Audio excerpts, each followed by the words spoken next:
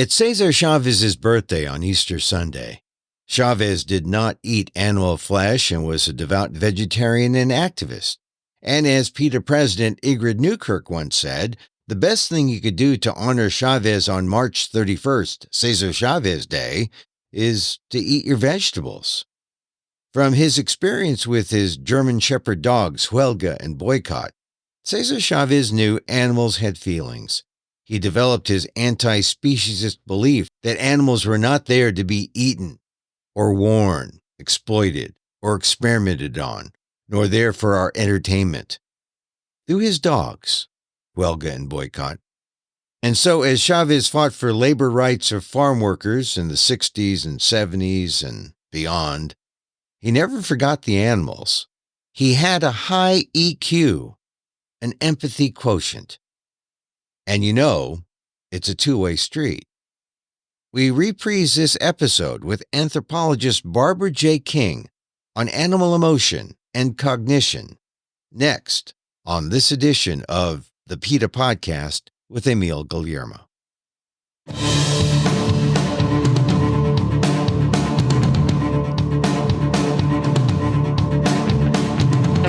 Welcome to the PETA Podcast. I'm Emil Guillermo, your host for this inside look at animal rights, brought to you by PETA, the largest animal rights organization in the world. On today's episode, philosophers asking if animals suffer was the question that led to establishing what we know of as animal rights. Now, animal emotion and cognition expert like Barbara J. King broadens the question and explores how animals have feelings and are capable of grief. And if they do, why are humans capable of treating animals so poorly? Here's my conversation with author Barbara King on how her research could help us understand the ways we fail in compassion and empathy toward the animals on the PETA Podcast. I was very excited to do my original dissertation research in Kenya, where I worked to figure out how baboon infants learn what to eat. They have many, many options on the savannah, and I watched them as they learned how to eat. Then in the last 10 years or so, I shifted a little bit. So I'm interested in how animals express emotions like love and grief.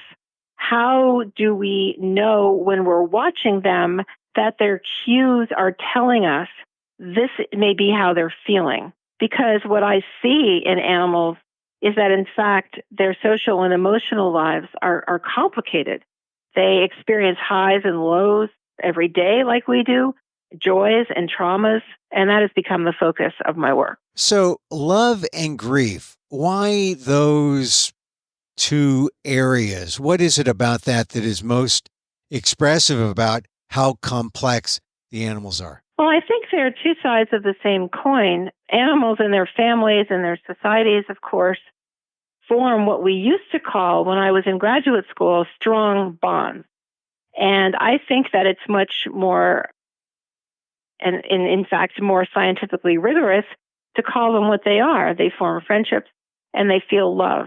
And this attracts me because I think it shows us the real profound nature of how much animals feel. And the sad part of that is, as it is in our lives as well, that if a loved one dies, then there is an expression of such sadness that I think the word grief is well called for, is what we need to use to express what these animals are saying. So sometimes people say to me, how can you read an animal's mind? And of course, that's not what I'm doing. I'm looking very carefully at how animals express themselves through their behavior. And their cues are there. So my definition of grief is very much predicated on what an animal is telling us. And a lot of it is maybe there is a kind of bias thinking that animals, not you, but most people think that animals aren't that complex, are really very simple and aren't capable of emotion or aren't capable of the kind of feelings that you're trying to uncover? Yes, I think that's part of it. Thankfully, in the last couple of decades, has been swinging more towards acceptance of animals as more complicated beings, and that is entirely accurate. There is still some resistance in scientific circles to this, which I find shocking and sort of fascinating. But the world is getting better in understanding that animals do think and do feel. And there's a whole lot of scientists we have to thank for that, and activists as well. And why do you say shocking? I don't understand how anyone at this point can deny the existence of animal emotions. And I should qualify this. I'm not talking about every single animal species on the planet. I'm not talking about every single animal species on the planet when I speak about emotions, because we know that most animals are invertebrates and beetles and all kinds of insects and arachnids, and I don't know about their life experience.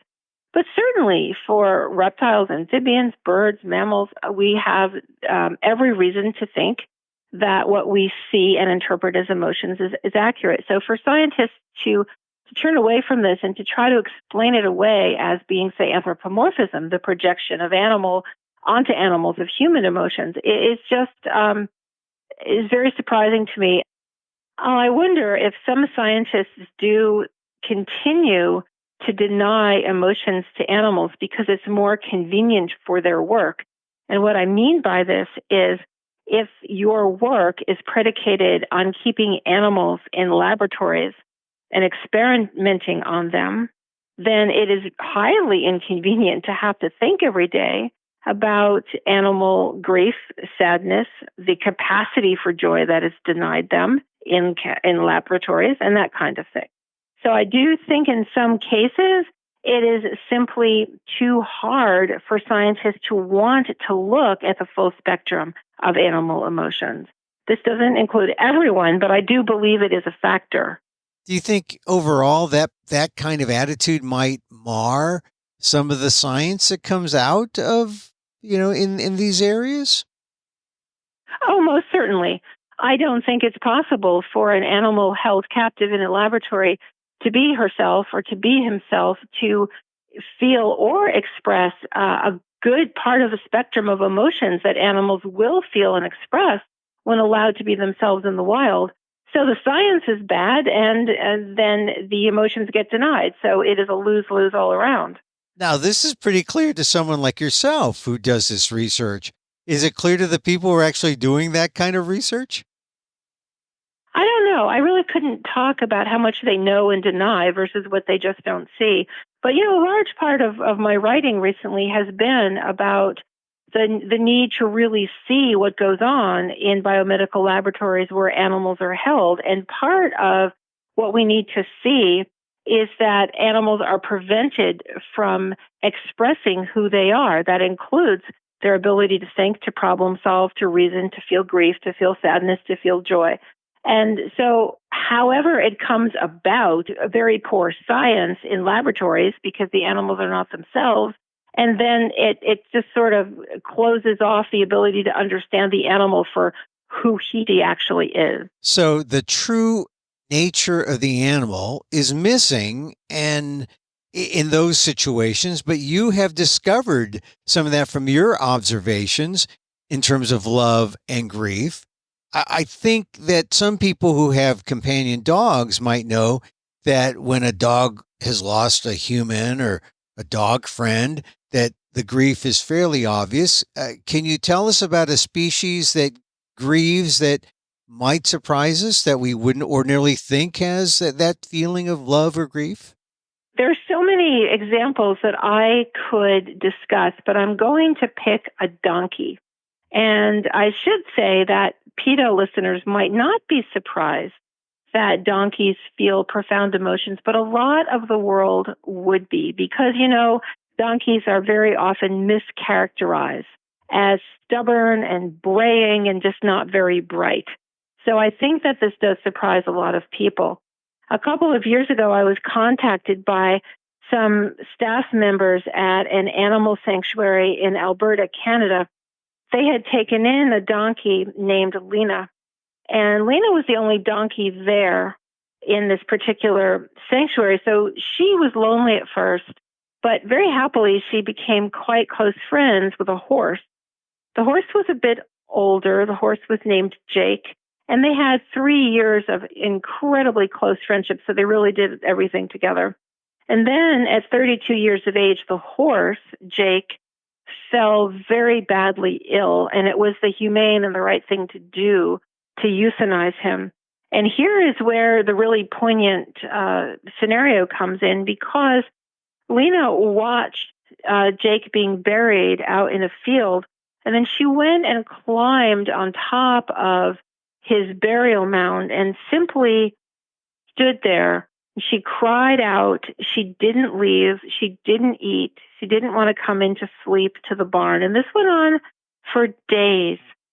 And this really affected me when I learned about this, because it fit precisely with my definition of animal grief.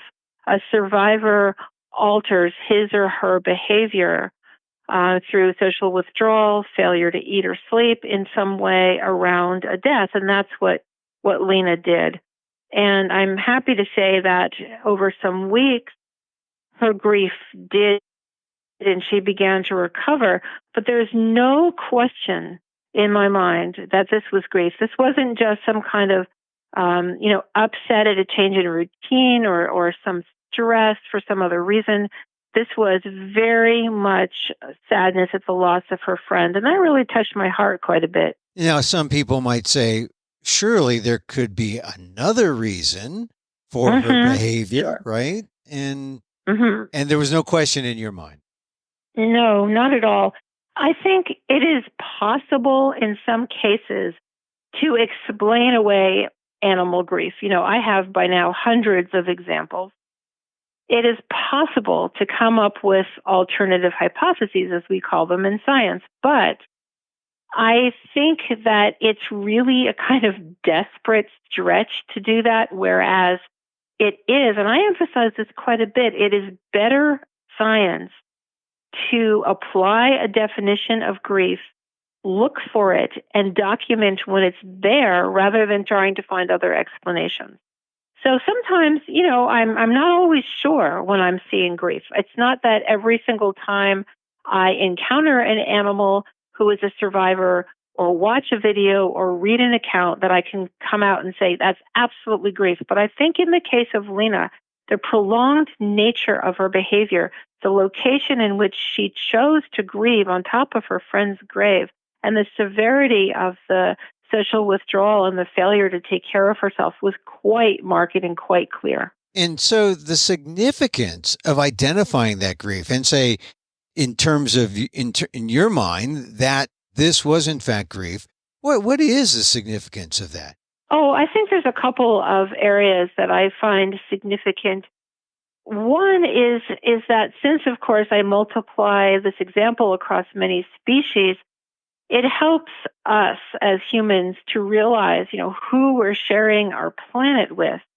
We should see that the animals all around us feel and think. And so this could, I hope, give us a sense of hope and comfort. It's sad to think that animals grieve this way, but after all, if it is predicated on and emerging from love, that's quite wonderful. So we have co-travelers, if you will, on this earth who feel deeply. And to me, that's a beautiful thing to know that we're alive as human beings in this community of other feeling, thinking beings. The second thing, though, the most important thing to my mind, is that this is a guidepost for how we humans need to realize that we need to treat animals far better than we do. As PETA always says, animals are not here for us. They're not ours to use. And when animals show themselves through their ability to think and feel, that brings the message home to us. I'd like to continue and talk about this a little more because I don't want to be misunderstood. Sure. I don't want it to come out sounding like we only need to treat well those animals who think and feel in ways that we can recognize. No, not at all. We need to be compassionate to all beings. I can talk a little bit later perhaps about spiders, Sure. how much I love them and how much I want to care for them. And we don't know that they grieve, for example. The work on grief has touched people around the world really the most profoundly. And I think people are hungry to know that we do have other beings around us who experience these ups and downs in life, and they're hungry to know how to help. So I was very excited to be asked to give a TED talk a couple of years ago at the annual TED conference in Vancouver, and I spoke about this work. And what surprised me the most was that when I got to talking about how we need to treat animals better, that is when the audience clapped. And that just made me very heartened.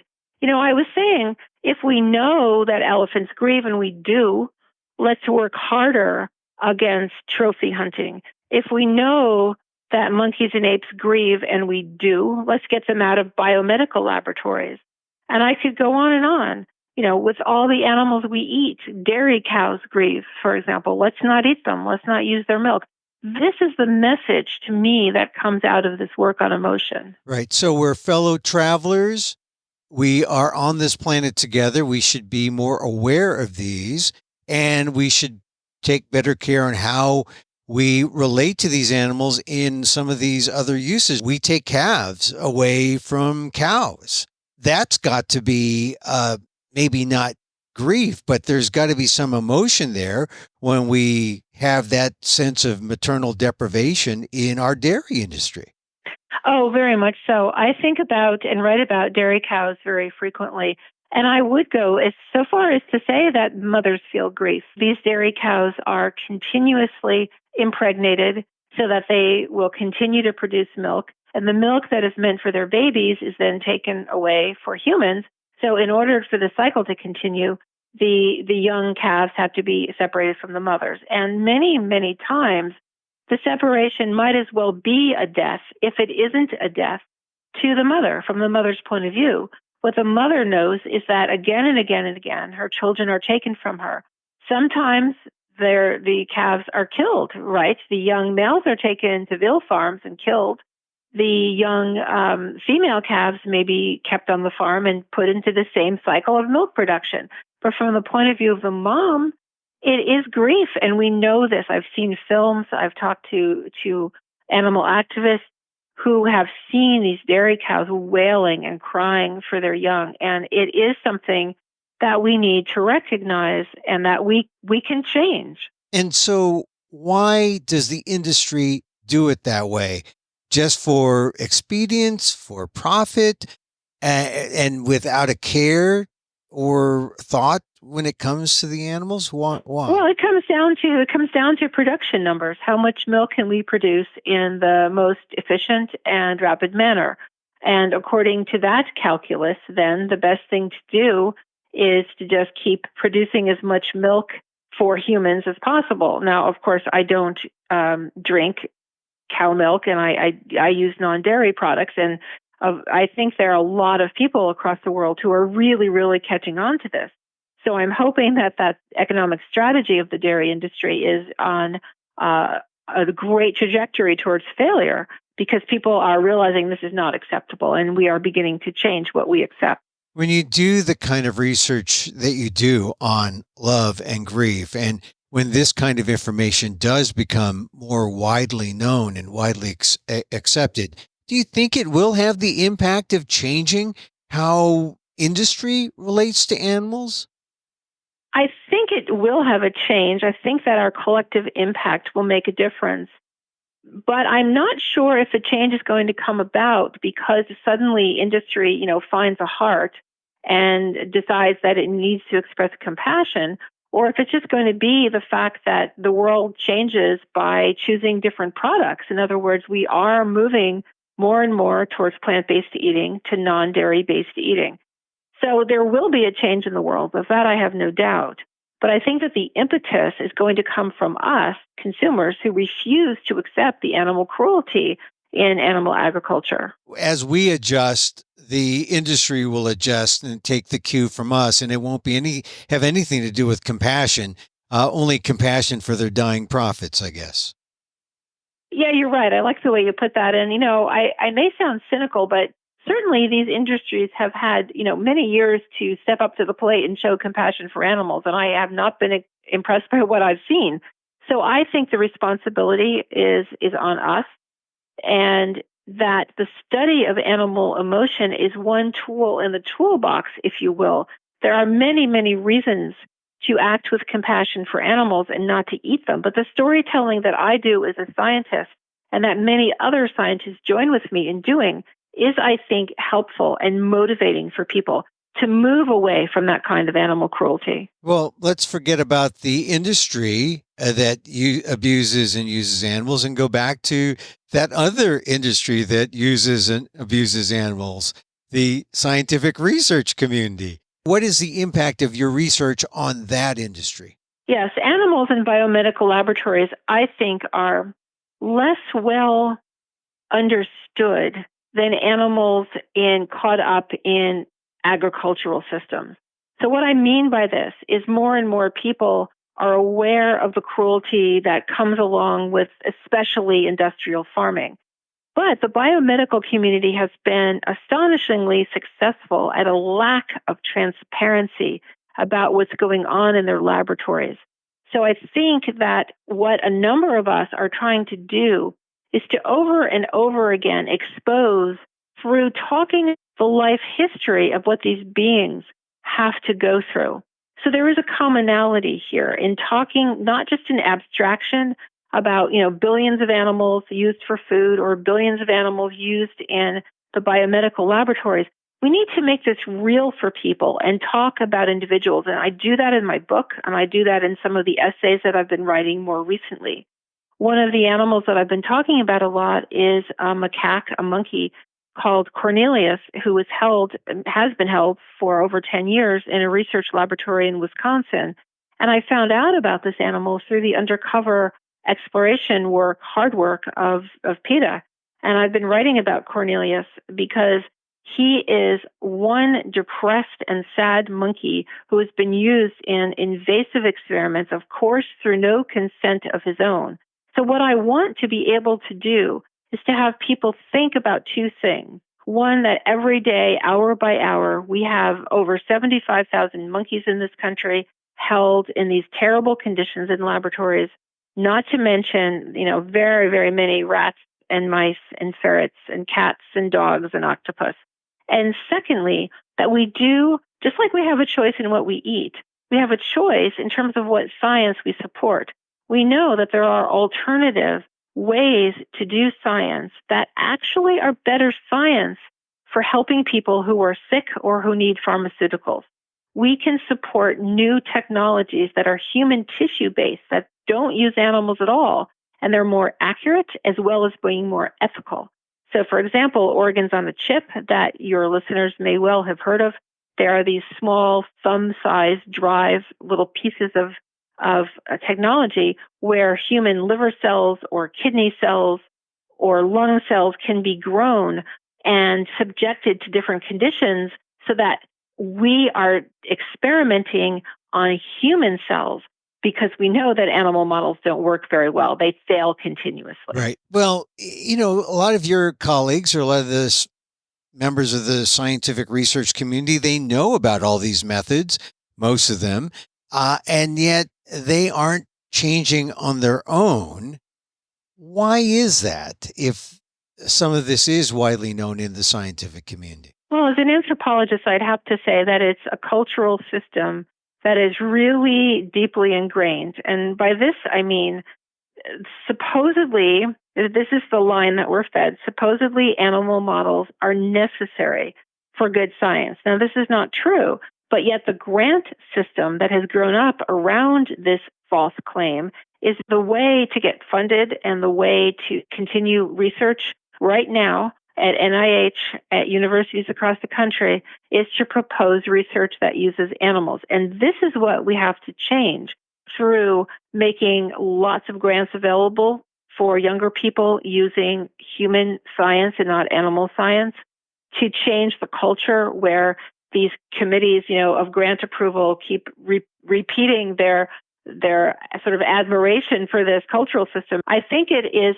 an idea that we have to change through education, through graduate study that makes it very clear that the system as it is not working for anyone. And then this puts also some of the onus on the public and its outcry to the scientific community and the government funding of their work with animals. So let's turn to your recent book, Animals' Best Friends, Putting Compassion to Work for Animals in Captivity and in the Wild, which was released recently. You share your very personal journey. We've talked about bits of that. Tell us why it was so important for you to write the book right now. I think there are so many animal lovers out in the world who want to do well by animals. And they may know how to help the animals in their homes, their companions, their cats, dogs, rabbits, but it's not always easy to know how to go bigger than that, how to make a difference for animals that are caught up in some of these larger systems that we've been talking about, including science and agriculture. So I wanted to write a book that crossed contexts. In other words, yes, I do talk about animals in the home, but I talk also about wild animals, animals held in zoos, animals thought to be food, and then the animals held in scientific laboratories. And to say, look, we have to look head on at the harms that are occurring to these animals and then turn them into opportunities to help. And I didn't want the book to be grim. You know, you have to look at the harms, but also what I am talking about is how the more I devote myself in the small ways that I can to helping animals, the more joy I feel in my life. And that really has been the personal journey. And I wanted to say to people, look, here are some ideas, chapter by chapter, for what we can all do. And I promise you that although it's hard at times to be with animals and to know that you're helping animals through daily compassion is totally transformative. And that's really the basis of the book. And really, if the animals could talk, we would know exactly what they're thinking and what they're feeling. But your studies have gone into this other area where you have observed real feelings, real grief, real love. And that, in a way, is like hearing the animals talk. Yes, and I'm glad you said that because I have been including in a lot of my public talks a question to people. Do you really believe that animals are voiceless? And I ask that because there's a meme going around saying, you know, stand up for the voiceless, speak for the voiceless, speak for animals. But animals aren't voiceless. They don't have human language, nor do we have chimpanzee language or spider language. So, okay. But every single day, they do tell us through their behavior that they want to live. They want to live safely. They want to live without pain. They want to flourish. This may be expressed in different ways according to one's taxonomic group, but that really doesn't matter. It is what's important to me as a commonality. So I do try to say that if we still ourselves and we look and we see animals for who they are, this is an important first step. So there's things we can do every single day, not only who we don't eat, not eating animals, not eating animal products, but how we choose to entertain ourselves, how we can turn our yards into little ecological sanctuaries, you know, on and on and on. And this can be good for all of us as a kind of win-win. Yeah, and your research really exposes just how much we don't know and how we've gotten it wrong all along. And we make these assumptions that certainly these animals are subhuman, but that doesn't mean they are without a way of communication, a way of having feelings and expressing grief. Yes, I like the term other than human animals. I mean, we're all animals, of course. And a term like subhuman tends to set up humans as the standard, which I'd like to kind of get away from. So we're a community of animals expressing ourselves in different ways. And this is why I'm careful not to say that all animals grieve. I don't believe that. I don't think we have any evidence to suggest that. And again, I think about all the wonderful insects and arachnids that, you know, I have come to observe and to understand. And it doesn't matter to me that they don't grieve. They also have lives that matter in and of themselves. Now, it is true that I don't rescue ticks and I don't rescue fleas, and I do draw a line, but I have come to understand that it's an act of compassion to take a spider from one's house and put it out in the yard if the temperatures are right, to leave the spider in the house if the spider is non-venomous and it's too hot or too cold outside, that these small lives all around us matter just as much as do the lives of animals where we know there's grief and love. Now, I know you have this thing for spiders. You mentioned I do. I mentioned you mentioned arachnids, and I was going to jump in with the spider thing, but then you did. Tell me more about the spiders. You wrote an essay about spiders. They are often misunderstood as these really, they invoke fear in people. People are afraid of them, right? Yes, many people are afraid of spiders, and also many people are just simply creeped out by them without being necessarily phobic. They just don't like the looks of, all those legs. And I'm in a way very empathetic because I grew up being afraid of spiders, and in my home, in my childhood home, we would routinely kill spiders without a second thought. And that was such an irony, I now think. We had cats and loved them, and we'd kill spiders, and we thought that made sense, and it doesn't really. So a couple of years ago, and I do write about this in my latest book, I think it was maybe 10 years ago now, I was home alone and 2 wolf spiders appeared in my bathroom, and I took off a shoe and I killed them and I flushed them down the toilet. And that upset me so much as soon as I did it. That was just, there was no reason for me to do that. And it became a turning point. And so I challenged myself to learn about spiders and to watch spiders. And I started with the cute little jumping spiders that one can find in the yard. They're very small. People find them adorable, and some people keep them as pets, although I do not. And from there, I kind of graduated to watching the orb weaver spiders that come to my part of Virginia every late summer. I watch them weave their webs and catch their prey and mate and do all these things. And it just became fascinating. So I could stop thinking in the abstract about spiders and see a big theme in my work. And I never would kill a spider now. Yeah. Sometimes I get a little startled by them still, but I can override that and rescue them. And that has been a big change in my life. I had the same experience when I noticed ants on my table, and they were carrying bits of breadcrumb. And when I got kind of upset with them, and I may have smashed one or two, or sprayed them down with water or something, and it stunned him. And I saw ants picking up the bodies and taking them back to the main home or the nest or wherever, whatever they called home, which showed to me that there was some feeling for their fellow ants. There is a response to death in ants. I could not tell you as a non-entomologist whether this is completely chemically mediated or whether it is emotionally mediated.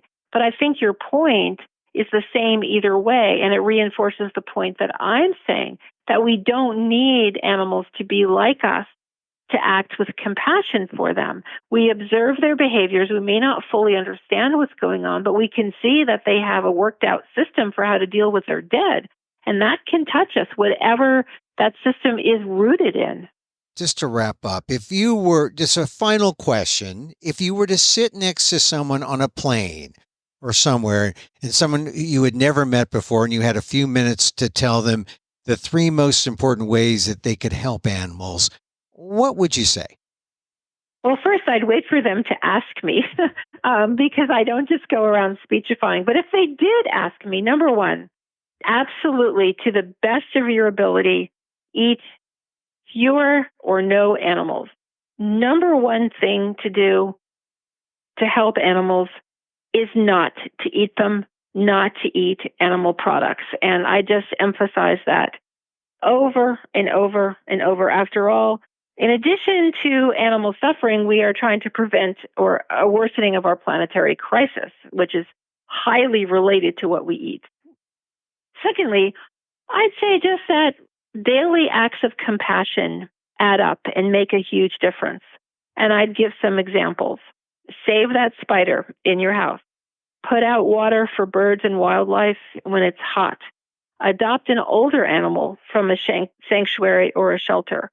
Don't go to a horse race. Don't go to an orca theme park show. And I'd add that there are so many ways every single day to show compassion. If you are a cat owner, keep your cat inside, protect the birds and the wildlife. The examples are endless. Thirdly, I would say teach your children from the very beginning, whether you're a parent, a grandparent, a friend, a coach, a teacher, all grades and all levels. Teach them that animals want to live, they want to flourish, and we can be better and we can do better for them every day. Barbara, tell our listeners how they can buy your books. Oh, sure. First of all, I have a website. It's www.barbarajking.com. My publisher for the books that we have been discussing, the last 3 books that I wrote, in fact, is University of Chicago Press. So I'm findable at their website. And I'd also like to invite people to find me on Twitter. I tweet every day about animals and books. And I am BJ King Ape. So that's APE at the end, BJ King Ape. Appropriate, I suppose. Yes, thank you. It is. Barbara King, thank you very much for being on the PETA Podcast. Thank you. I'm very honored to be asked. I'm talking to you wearing a T-shirt from PETA that says, "Eat no octopus," and so I'm motivated by that every day.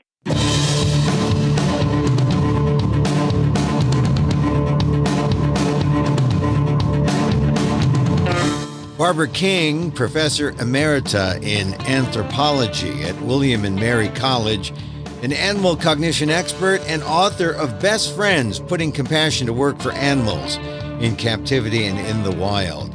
We thought it an appropriate reprised episode for this week, this special week, which ends on March 31st, Easter Sunday, which is also Cesar Chavez Day. It's his birthday, his 97th birthday. And as I mentioned at the top, the labor leader, civil rights leader, merged his love for animals in his fight for social justice. And so we remember him today and we think about what goes into the EQ that we have, the special compassion that we have for the animals. I just gave a speech in San Francisco and it just struck me that Cesar Chavez, there's a reason why we name streets and schools and buildings after him for what he did, but he also had a great love for the animals.